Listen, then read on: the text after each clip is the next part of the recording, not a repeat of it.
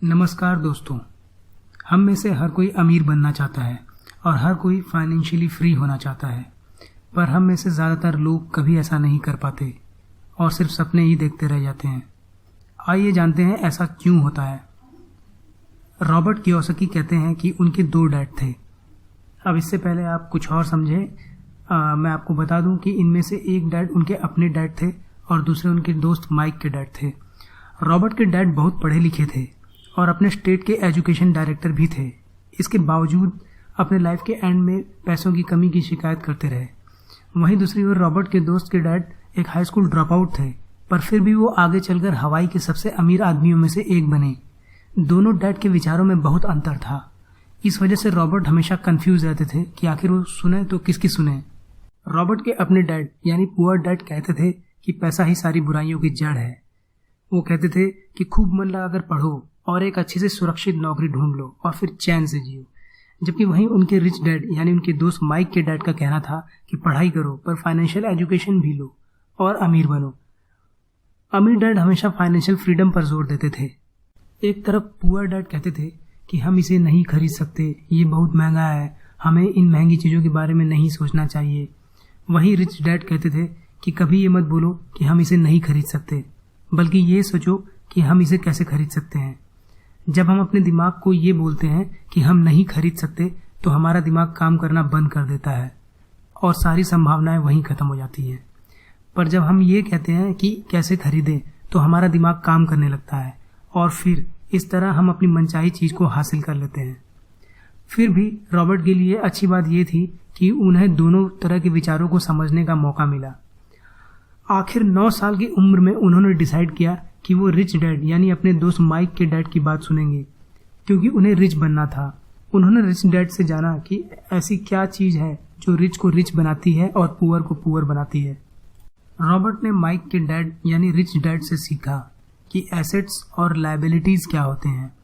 Robert ने उनसे सीखा कि हमें एसेट्स बनाने पर काम करना चाहिए और लायबिलिटीज़ पर खर्च नहीं करना चाहिए।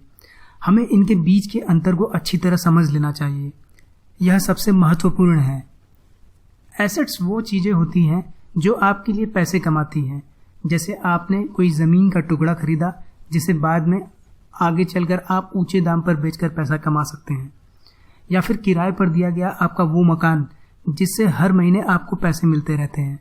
इस तरह की चीज़ें आपको पैसा कमा कर देती हैं, चाहे आप काम करें या ना करें।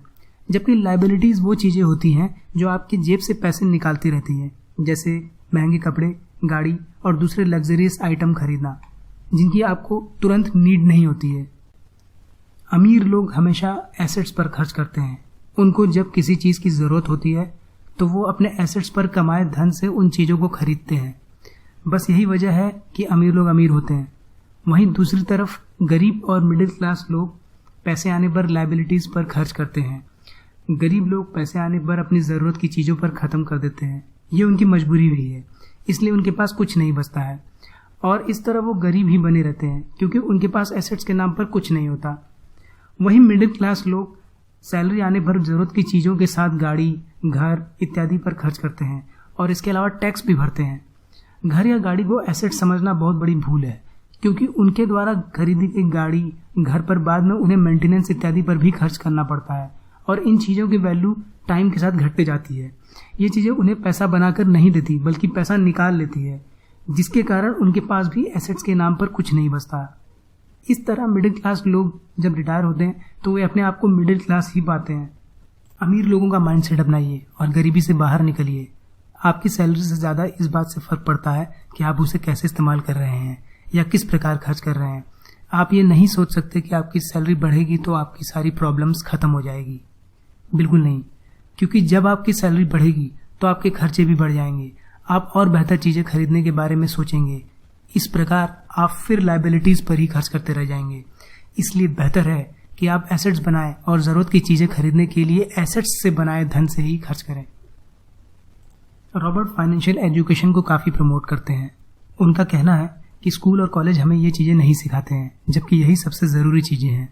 स्कूल और कॉलेज हमें जॉब करने के लिए तैयार करते हैं, पर पर्सनल फाइनेंस के बारे में ये चीज़ें नहीं सिखाते।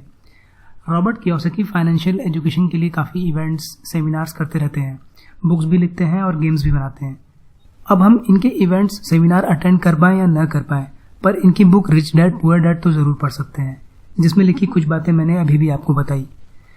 ये बुक हर किसी को एक बार ज़रूर पढ़नी चाहिए, बल्कि एक बार क्यों, बार बार पढ़नी चाहिए, ताकि इसकी बताई बातें हमारे दिमाग में अच्छी तरह बैठ जाएं